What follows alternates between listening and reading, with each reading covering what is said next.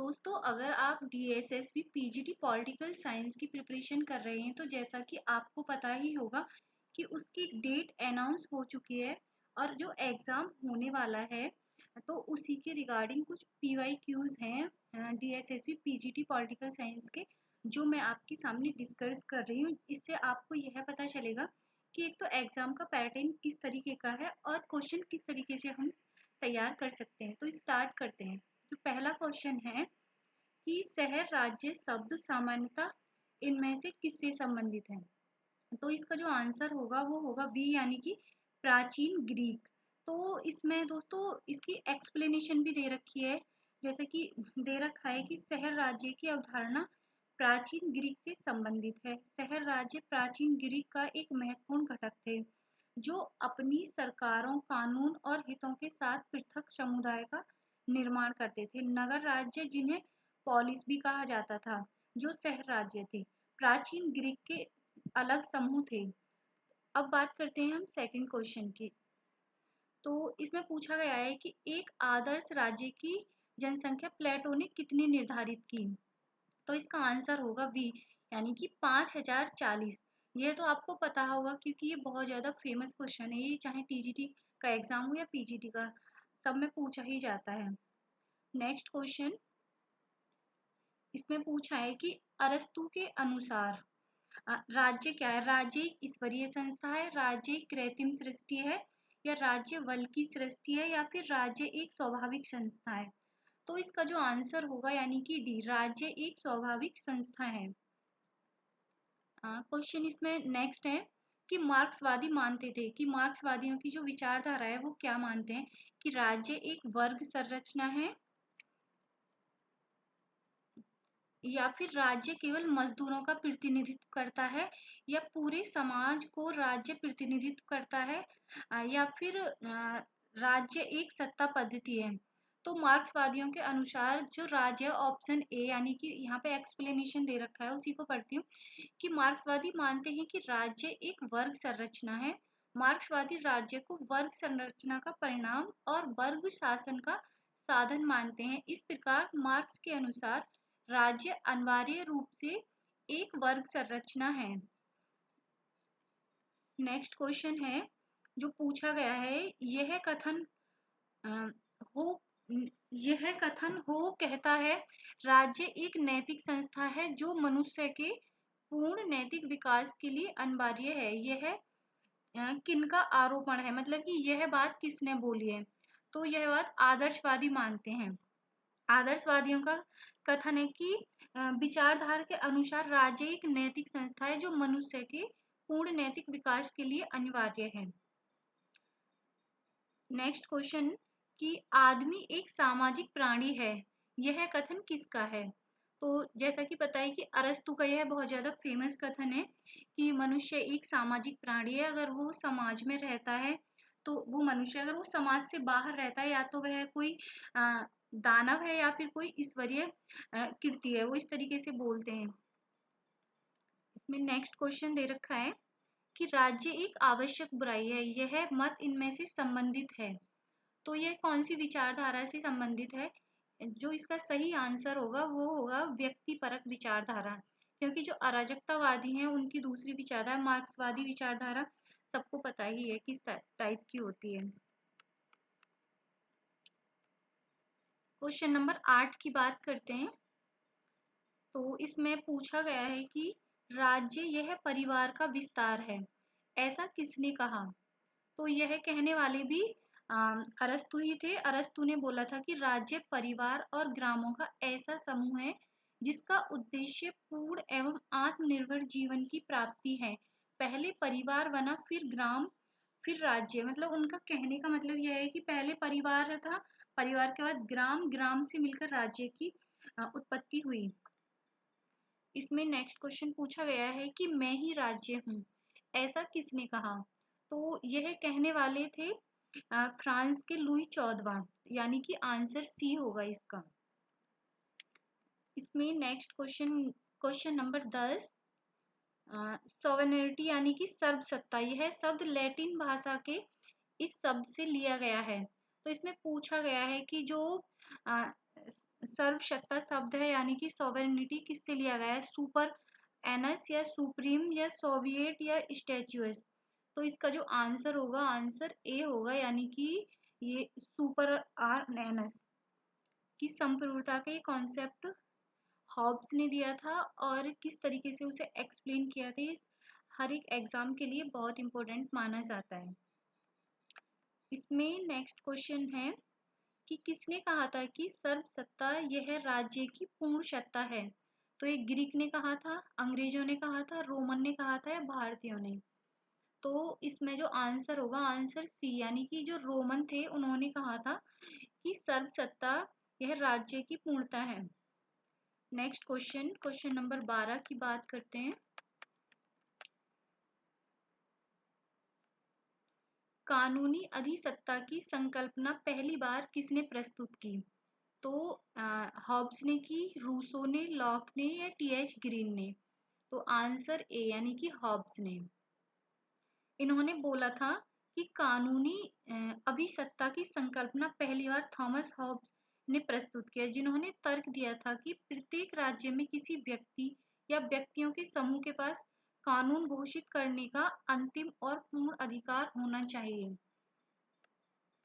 Question number 13, अनेकतावादी इसमें विश्वास करते हैं। तो जो अनेकतावादी थे वो किस में विश्वास करते हैं, वो विश्वास करते हैं संपूर्ण अधिसत्ता में, यानी कि ऑप्शन डी। नेक्स्ट, यदि अधिसत्ता संपूर्ण नहीं है तो कोई राज्य अस्तित्व में नहीं रहेगा, ऐसा किसने कहा। तो ये कहने वाले थे जॉन आइंस्टीन। यहाँ पे एक्सप्लेनेशन दिया हुआ है जॉन आइंस्टीन के अनुसार कि यदि अधिसत्ता पूर्ण नहीं है, यानी कि संपूर्ण नहीं है, तो कोई राज्य अस्तित्व में नहीं आ सकता। आइंस्टीन की संप्रभुता के पास असीमित प्राधिकार होता है, यानी कि असीमित शक्ति होती है, और कानून का नैतिक महत्व अप्रासंगिक होता है। आइंस्टीन यह मानते हैं कि कानून संप्रभु का आदेश है। नेक्स्ट क्वेश्चन, कि भारत में कानूनी अधिसत्ता इसके अधीन है, यानी कि इसमें पूछा है कि किसके अधीन है, कि वो संसद के अधीन है, उच्चतम न्यायालय या राष्ट्रपति या निर्वाचक गण। तो यह संसद के अधीन होती है। इसमें नेक्स्ट क्वेश्चन बात करते हैं, क्वेश्चन नंबर 16। तो विधित सर्वसत्ता का मतलब है।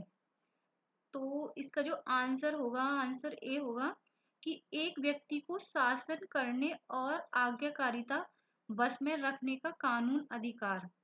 तो दोस्तों इस टाइप के क्वेश्चन पूछे जाते हैं, तो उसी को ध्यान में रखते हुए आपको अपनी प्रिपरेशन करनी है। विधि जो इसकी एक्सप्लेनेशन दी गई है कि विधित संप्रभुता वह है जो कानूनी मर्यादा के अंदर मान्य होती है, मतलब कानून के अंदर रह के ही काम किया जाता है, कानून के बाहर रह के अगर कोई काम करेगा तो उसे पनिशमेंट दिया जाएगा। इसमें एक व्यक्ति को शासन करने का और आज्ञाकारिता बस में रखने का कानूनी अधिकार प्राप्त होता है। नेक्स्ट क्वेश्चन, लोकतांत्रिक प्रणाली की सरकार में लोक अधिसत्ता इनमें से रहती है, मतलब किसके अधीन रहती है। तो वह लोगों के अधीन रहती है, क्योंकि लोकतांत्रिक शासन प्रणाली को जो बोला जाता है वो लोगों की ही सरकार बोला जाता है। फिर इसमें पूछा गया है कि लास्की के अनुसार राज्य है, कि लास्की के अनुसार राज्य क्या है। तो आंसर होगा वी, समाज का सेवक, क्योंकि लास्की मानते हैं कि राज्य समाज का सेवक है। लास्की ने कहा है कि कोई भी राज्य उन्हीं अधिकारों से पहचाना जाता है जिनको वह कायम रखता है। लास्की राज्य को एक कल्याणकारी कार्यों का संचालन करता मानता था। राज्य व्यक्ति के अधिकारों का संरक्षक है। नेक्स्ट क्वेश्चन, आधुनिक समय में बल सिद्धांत के बलिष्ठ समर्थक थे। तो सबको पता है कि हिटलर जो थे वो बल के सिद्धांत को प्रमोट करते थे और उसी में वो विश्वास करते थे। तो इसकी जो एक्सप्लेनेशन दिया हुआ है वो आप यहाँ देख सकते हैं कि जर्मनी के तानाशाह एडोल्फ हिटलर आधुनिक समय में बल सिद्धांत के प्रबल समर्थक थे। नेक्स्ट, कि मातृक सिद्धांत के अनुसार परिवार का प्रमुख था। तो जो मातृसत्तात्मक सिद्धांत होता है उसमें जो सबसे बड़ी महिला होती है वो परिवार की प्रमुख होती है। जैसे पितृसत्तात्मक समाज में घर का मुखिया अगर पिता नहीं है तो उसके बाद बड़ा भाई, जो भी बड़ा होगा वो पितृसत्तात्मक समाज में बड़ा कहलाएगा, लेकिन मातृसत्तात्मक समाज में घर की जो फीमेल महिला है वो बड़ी कहलाएगी। नेक्स्ट क्वेश्चन इसमें पूछा है कि सामाजिक अनुबंध सिद्धांत के 3 प्रमुख प्रतिपादक कौन है, यानी कि 3 प्रमुख विचारक कौन है।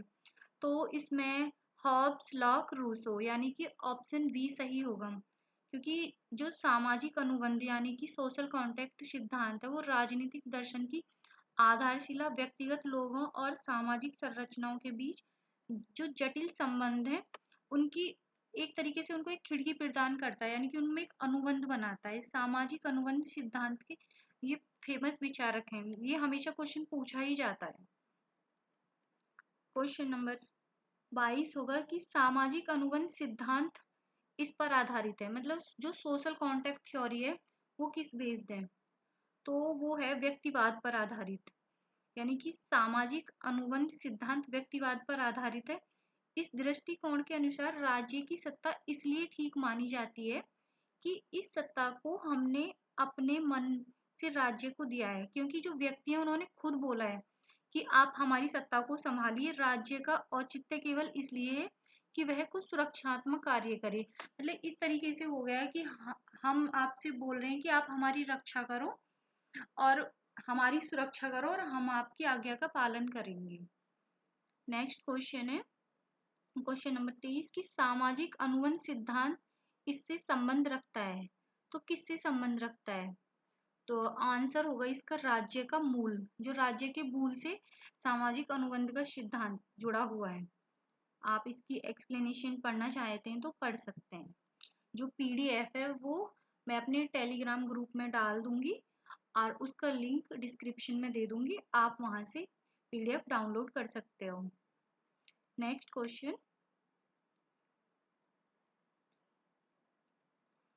नंबर 24 कि हॉब्स के अनुसार प्रकृति का राज्य किसका युग था, जो प्राकृतिक व्यवस्था थी वो किसके युग थी, वो थी कि निरंतर संघर्ष, क्योंकि जो हॉब्स थे वो हमेशा जो मानव स्वभाव था उसको बुरा मानते थे, झगड़ालू मानते थे, है ना। तो वो उनके अनुसार मानव स्वभाव आसुरी लक्षणों, यानी कि जो असुर के लक्षण होते हैं, कारण प्रकृति अवस्था का चित्र भी बड़ा भयानक किया। उनके अनुसार प्राकृतिक अवस्था निरंतर संघर्ष और सतत युद्ध की अवस्था है। उन्होंने कहा है कि शक्ति ही सत्य है, वो इनका प्रमुख सिद्धांत है, क्योंकि जिस समय हॉब्स का जन्म हुआ था वहां पे ऐसी व्यवस्था थी, तो उनका जो जन्म था वो समय से पहले ही हो गया था, इसलिए उन्होंने शक्ति ही सत्य का सिद्धांत दिया। नेक्स्ट क्वेश्चन है कि लॉक के अनुसार प्रकृति के राज्य के लोग केवल किसका उपभोग करते थे, जो प्राकृतिक अवस्था में लोग रहते थे वो मतलब किसका उपभोग करते थे, तो वो प्राकृतिक अधिकारों का उपभोग करते थे। यहाँ पे एक्सप्लेनेशन दी गई है और बड़े ही सरल शब्दों में बताया गया है कि लॉक के अनुसार प्रकृति के राज्य के लोग सद्भावनापूर्ण आपसी सहयोग, शांति, सुरक्षा की अवस्था में रहते हैं तथा प्राकृतिक अधिकारों का उपभोग करते हैं। लॉक ने 3 प्रकार के प्राकृतिक अधिकार बताए, जीवन, स्वतंत्रता एवं संपत्ति का अधिकार, जो सबको पता होना चाहिए। ये क्वेश्चन हमेशा एग्जाम में आता है, चाहे वो टीजीटी का यूपी वाला एग्जाम हो या फिर नेट का एग्जाम हो। नेक्स्ट क्वेश्चन इसमें रूसो इस देश का रहने वाला था, मतलब पूछा है कि जो रूसो थे वो किस देश के रहने वाले थे, तो वो फ्रांस के रहने वाले थे। तो हो सकता है कि अब की बार क्वेश्चन इस तरीके से पूछ ले कि हॉब्स किस देश के रहने वाले थे या फिर मैकियावेली किस देश के रहने वाले थे, है ना। तो इस टाइप के क्वेश्चन आप तैयार कर सकते हैं अपने लिए।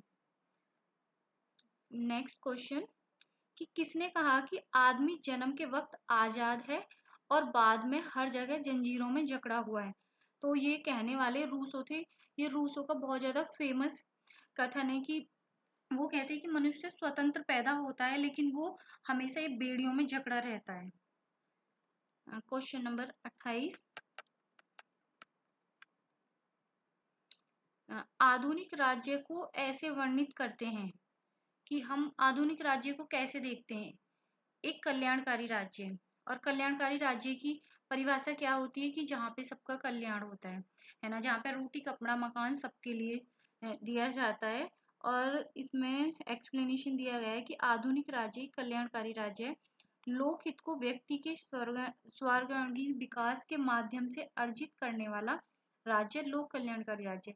यह राज्य केवल बाहरी सुरक्षा तथा आंतरिक व्यवस्था तक ही सीमित नहीं है, वह इन सीमाओं का अतिक्रमण करके आगे निकल जाता है। यानी कि वो इतनी सुरक्षा प्रदान करता है, चाहे वो आंतरिक हो या बाहरी, वो जो उसके मनुष्य हैं उनको सबको सुरक्षा प्रदान करेगा। नेक्स्ट क्वेश्चन कि सामंत शाही इसका प्रबल वैशिष्ट्य था। जो सामंत शाही व्यवस्था थी उस इसमें पूछा गया है कि किसका प्रतिरूप है। तो जो सामंत शाही व्यवस्था है वो रोमन साम्राज्य का प्रतिरूप है। जैसा कि उसमें बताया गया है कि जो राज्य का विकास का क्रम है, ये उसमें से डीप क्वेश्चन पूछा गया है कि राज्य के विकास के क्रम में जैसे पहले कबीला राज्य आया, फिर उसके बाद पूर्वीय प्राच्य राज्य आया, फिर उसके बाद यूनानी नगर राज्य आया, फिर उसके बाद रोमन नगर राज्य आया, फिर सामंती व्यवस्था या सामंती राज्य, और जो लास्ट में आया वो राष्ट्र राज्य जो वर्तमान में चल रहा है। तो आप इस टाइप के क्वेश्चन भी तैयार कर सकते हैं। नेक्स्ट क्वेश्चन कि किसने दावा किया था कि राज्य आखिरकार मुरझा जाएगा, मतलब कि जो राज्य है वो एक दिन ऐसा आएगा कि वो मुरझा जाएगा। तो ये कहने वाले मार्क्स थे। मार्क्स का कथन है कि मार्क्स राज्यहीन समाज की स्थापना की बात करते हुए समाजवादी समाज में राज्य की भूमिका को समाप्त कर देना चाहते थे, क्योंकि वो ये चाहते ही नहीं थे कि राज्य हो, क्योंकि राज्य होता है तो वर्ग संघर्ष हमेशा चलता रहता है। किंतु सर्वहारा की क्रांति और साम्यवाद की स्थापना के बीच के काल में वह राज्य के अस्तित्व को स्वीकार करता है, उसके बाद राज्य मुरझा जाएगा। तो दोस्तों आज हम 30 क्वेश्चन ही डिस्कस करते हैं जो आपके लिए बहुत हेल्पफुल होंगे। हम नेक्स्ट वीडियो में आगे के क्वेश्चन आपके साथ डिस्कस करेंगे। अगर वीडियो आपको अच्छी लगी हो तो लाइक करें, शेयर करें और चैनल पे विजिट करते रहें। Thank you.